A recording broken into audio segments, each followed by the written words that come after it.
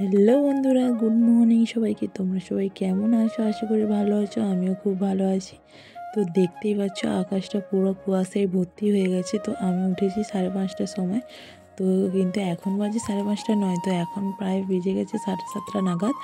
তো তাও দেখতে পাচ্ছ কুয়াশা কমেনি। তো আমার যে সমস্ত কাজ আমাকে তো করতেই হবে, তাই না? তো সেই জন্য আমি ব্রাশ করতে করতে মেয়ের যে সমস্ত জামাকাপড়গুলো ধুয়ে রাখছিলাম সেগুলো মিলে দিচ্ছি।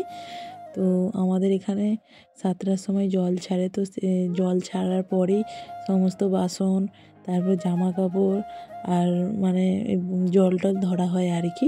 তো সেই বাসন টাসন ধুয়ে আমি এই যে জামা কাপড়গুলো ধুয়ে রেখেছিলাম সেগুলোই মিলে দিচ্ছি। আর প্রচণ্ড পরিমাণে কুয়াশা, তোমরা দেখতেই পাচ্ছ। তো মানে এপার থেকে ওপারে পুরো কিছু দেখাই যাবে না। আমার বর বাড়ি এসে বলে কুয়াশার জন্য গাড়ি নাকি চালাতে পারছে না, এত কুয়াশা কিছুই দেখা যাচ্ছে না। তো এই কুয়াশাতেই তো বেশি অ্যাক্সিডেন্ট হয়, তাই বন্ধুরা বলো? তো এই কুয়াশাতে এতটা পরিমাণে হয়েছে কাউকে কোনো কিছুই দেখা যায়নি। তো এটা রাত্রেবেলা হলে আরও মারাত্মক হতো, কিন্তু যেহেতু ভোরবেলা বলতে পারো ভোরবেলা থেকেই হয়েছে। তো যাই হোক, তোমরা সবাই সাবধানে গাড়ি টাড়ি চালাবে। মানে বাড়িতে আর কি, যাদের যে যার বাড়িতে গাড়ি চালাও যেন সাবধানে, যে যার হাজব্যান্ড, হয়তো ভাই কিংবা দাদা, যাদেরই চালাক না কেন সবাইকে সাবধানে গাড়ি চালাতে বলবে কুয়াশাতে।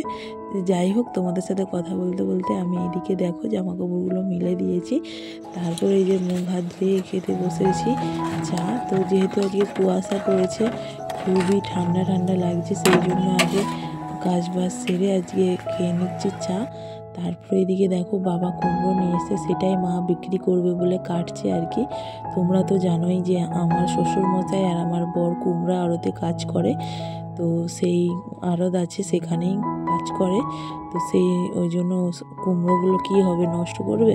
তো সেখানেও অনেক বিক্রি হয়, এখানেও বাড়ির জন্য নিয়ে আসে। পাড়ায় যেহেতু সবাই নেয়, পাড়ায় বলে রেখেছে যে তোমাদের বাড়ির কুমড়োগুলো খুব ভালো হয়, তোমরা নিয়ে আসবে, এখানে আমরা নেবো।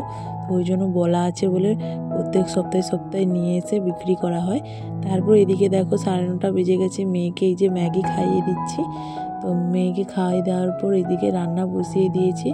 তো এই দেখো সমস্ত কিছু সবজি আমি ভালো করে প্রেসার কুকারে আগে সিদ্ধ করে নেব। তো আজকে মুসুরির ডাল দিয়েছি, তো এতে আছে গাজর, বিট, আলু, তারপর পুঁই শাক, কুমড়ো, সমস্ত রকমের সবজি আছে। আর মা এদিকে আনাজ কেটে নিয়েছে, আর এদিকে মেয়ে খেলছে, তোমাদেরকে তো দেখালামই। তো মানে টুকিটাকি সমস্ত কাজ শাশুড়ি বৌমা মিলেই করি আমরা। তো মা জোগাড় করে দেয়, আমি রান্না করি, সেই রকম আর কি।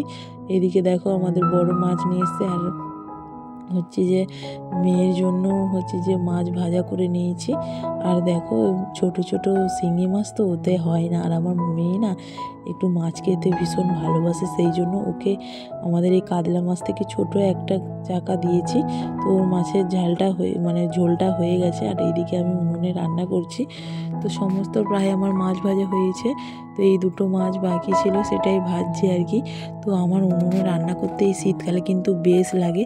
তোমাদের কেমন লাগে একটু কমেন্ট করে জানাবে। তো উনুনে টুকটুক করে বেশ ভালোই রান্না হয়।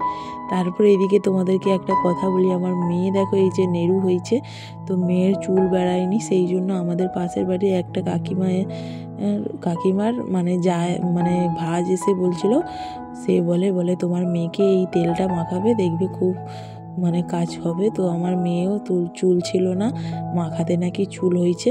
তো এই যে তেলটা তোমরা দেখতেই পেয়েছ, আগের ব্লগেও বলেছি, ভার্জিন কোকোনাট অয়েল। তো ওটাতেই ভিটামিন ই ক্যাপসুলগুলো মেশাচ্ছে। ওটা ভিটামিন ই ক্যাপসুল 5টা মিশিয়ে আর কি এরকম রেখে দিতে হয়, ওটা চুলে মাখানো হয় 2বার করে। তো নাকি এটা খুবই ভালো। আর এটা যেহেতু ভার্জিন কোকোনাট অয়েল, আমি অনেক ইউটিউবে সার্চ করে দেখেছি যে এই তেলটা খাঁটি একদম। তো সেই জন্য আর কি বরকে বলে কিনে আনালাম। তো ওকে আজকে ন্যাড়া করিয়েছি, বেশ ভালোই হবে, চুলটা কচিয়ে বেড়াবে নিচের থেকে। তো ওকে তেলটা মাখাবো। তো এইদিকে দেখো সমস্ত কিছু জোগাড় করে নিয়েছি, ওকে স্নান করাবো।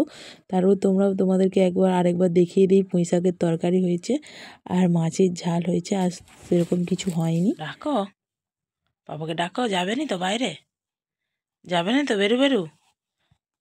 পা টিপছে দেখো, পা টিপতেছে দেখো। এত পাকা বুড়ি হয়েছে, পা টিপছে দেখো শুধু। মাম পাপাকে ডাকো তো, পাপা শুয়ে আছে, পাপাকে ডাকো। যাবে না তো, বেরো বেরো।